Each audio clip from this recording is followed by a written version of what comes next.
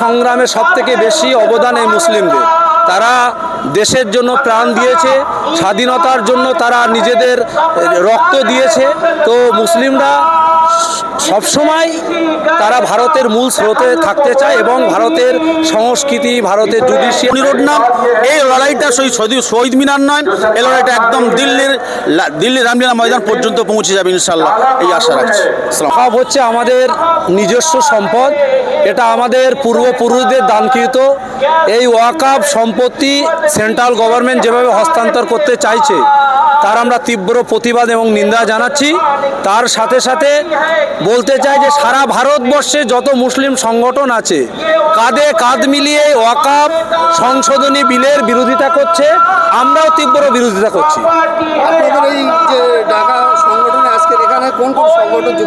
আমরা all India ইমাম অ্যাসোসিয়েশনের সভাপতি, আমাদের দক্ষিণ চব্বিশ পরগনা জেলা চেয়ারম্যান হযরত মাওলানা খলিল আহমেদ সাহেব, তার সাথে সংখ্যালঘু যুব ফেডারেশন, অল ইন্ডিয়া সুন্নতল জামাত বা অন্যান্য মুসলিম সংগঠন আছে, প্রত্যেকে যৌথ উদ্যোগে এই প্রোগ্রামটা হচ্ছে। বিজেপি সরকার বারবার বলার চেষ্টা করে যে মাদ্রাসায় একটা জঙ্গি ট্রেনিং দেওয়া, সেই বিষয়ে কি বলবেন? বিজেপি মুসলিমদের ইতিহাস জানে না। স্বাধীনতা সংগ্রামে সবথেকে বেশি অবদান এই মুসলিমদের। তারা দেশের জন্য প্রাণ দিয়েছে, স্বাধীনতার জন্য তারা নিজেদের রক্ত দিয়েছে। তো মুসলিমরা সবসময় তারা ভারতের মূল স্রোতে থাকতে চায় এবং ভারতের সংস্কৃতি, ভারতের জুডিশিয়াল, ভারতের আইন সব কিছুকে তারা সম্মান জানায়। এটা তাদের ভুল কথা।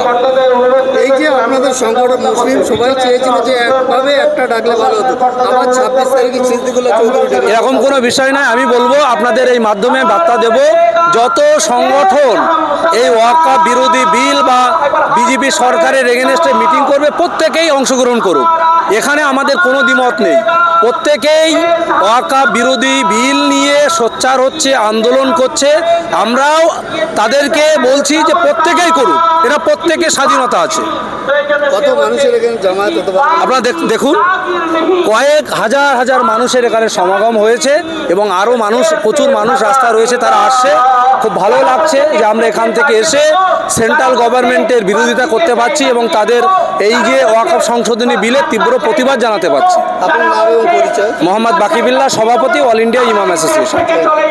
ওয়াকফ বিল সম্পর্কে বলবো যে আমাদের পূর্বপুরুষদের দানকৃত সম্পদ, যেটা সরকার থেকে কোনো অনুদান ছাড়া আমাদের মুসলমানদের দেওয়া দান, সেই দানের দ্বারা মুক্ত মাদ্রাসা মসজিদ চলে। সেই সম্পদটা এমন হারে যে বিশেষ করে হাজী মহসিন সাহেবের হাজার হাজার সম্পত্তি তিনি দান করে গেছেন।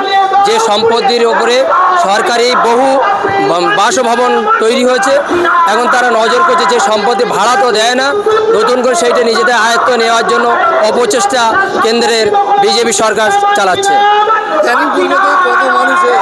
ক্যানিং পূর্ব থেকে আমাদের জীবনতলা থানা এরিয়া থেকে প্রায় কম বেশি 35 থেকে 40টা গাড়ি এসেছে। প্রতিটা গাড়িতে প্রায় 50-60-70 জন মানুষ এসেছে। এলাকায় যথেষ্ট প্রভাব রয়েছে। শুধু এটা মুসলমানদের মধ্যে নয়, হিন্দু ভাইরা তারাও তারা আফসোস করছে যে আমরা যে বিজেপি সরকার বলতে যে এই অপচেষ্টা চালাচ্ছে, নরেন্দ্র মোদী, অমিত শাহ সম্পূর্ণ হিন্দু ভাইদেরকে ভুল বোঝানোর চেষ্টা করছে। কিন্তু শিক্ষিত হিন্দু সমাজ যারা, তারাও আমাদের সঙ্গে আছে, তার এই অপচেষ্টা তারাও বিরোধিতা করছে। আপনারা দেখতে পাচ্ছেন শুধু রানী রাসমণি রোড নাম, আজকের কারা কাদের আঙুলে নিতে জানা গেল না যে আমাদের আশা ছিল, আমাদের স্বপ্ন ছিল যে আমাদের শহীদ মিনার ময়দানে আমরা আসব। সেই হিসাবে হাজার হাজার গাড়ি এসছে, হাজার হাজার মানুষ, লক্ষাধিক মানুষ এসছে, তারপরে আমরা সেই শহীদ মিনার ময়দানে পাই না। আজকে রাস্তা রানী রাসমণি রোড আপনারা দেখতে পাচ্ছেন পুরো এক প্রান্ত থেকে অপর প্রান্ত ভর্তি। কেবলমাত্র উদ্দেশ্য একটাই উদ্দেশ্য যে কেন্দ্র সরকার যে কালা আইন পাস করতে চলেছে, যে আমাদের যে ওয়াকফ আইন, সেই ওয়াকফ আইনটা বাতিল করতে চলেছে, আবার সংশোধন করতে চলেছে। এ তীব্র প্রতিবাদ করছি, এ তীব্র ধিক্কার জানাচ্ছি। যেটা আমাদেরই সম্পত্তি, এ ভারতবর্ষে প্রায় 40 লক্ষর বেশি সম্পত্তি আছে। আমাদের সম্পত্তির স্থান পুরো তৃতীয় স্থানে ভারতবর্ষের, একদম ডিফেন্সের পরে, রেলের পরে। আমাদের সম্পত্তি, আমাদেরই বাপদাদার সম্পত্তি, আমাদের অধিকার। অতএব এই অধিকারে কেউ হস্তক্ষেপ না করে, যদি কেউ হস্তক্ষেপ করে আমাদের রক্ত যতক্ষণ থাকবে ততক্ষণ লড়াই চলবো। এই লড়াইটা শুধু রানী রাসমণি রোড না, এই লড়াইটা শহীদ মিনার নয়, এই লড়াইটা একদম দিল্লি রামলীলা ময়দান পর্যন্ত পৌঁছে যাবে ইনশাল্লাহ, এই আশা রাখছি। আসসালামু আলাইকুম। আমাদের অল ইন্ডিয়া ইমাম অ্যাসোসিয়েশনের আমাদের দক্ষিণ চব্বিশ পরগনা জেলা সম্পাদক হাফেজ আইয়ুব সাহেব, ইনি এই মুহূর্তে আমাদের মধ্যে উপস্থিত হয়েছেন। বলেন জেলা থেকে কি বিষয়? আজকের আমাদের দক্ষিণ চব্বিশ পরগনা থেকে বিভিন্ন ব্লক থেকে অল ইন্ডিয়া ইমাম অ্যাসোসিয়েশনের পক্ষ থেকে আমাদের সর্বভারতীয় প্রেসিডেন্ট জনাব মাওলানা বাকিবুল্লাহ সাহেবের তত্ত্বাবধানে এবং আমাদের দক্ষিণ চব্বিশ পরগনা জেলার অল ইন্ডিয়া ইমাম অ্যাসোসিয়েশনের সহসভাপতি সাহেব আছেন ক্যানিং এবং অন্যান্য ব্লক থেকে, বিশেষ করে আমরা প্রথম 2 নম্বর ব্লক থেকে এবং ভাই সাথীবর্গ ভাই এসছেন ক্যানিং থেকে। আজকের এই সমাবেশে আমরা একটাই বার্তা দিতে চাই এখান থেকে, সারা ভারতবর্ষ মিলে যে কালাকানুন আইন তৈরি হয়েছে, সে আইনকে আমরা প্রতিরোধ করার জন্য সমস্ত সংগঠন যৌথভাবে আমরা একত্রিত হয়ে আজকে শহীদ মিনার নয়, সারা দেশের সমস্ত জায়গায় আমরা একত্রিত হয়ে এইরকম আন্দোলন গড়ে তুলতে চাই, যাতে করে ওই আইনের প্রতিবাদ করার জন্য। এইগুলো আমি বক্তব্য শুনছি। আমার ভাই খলিল মশাই বক্তব্য রাখবেন।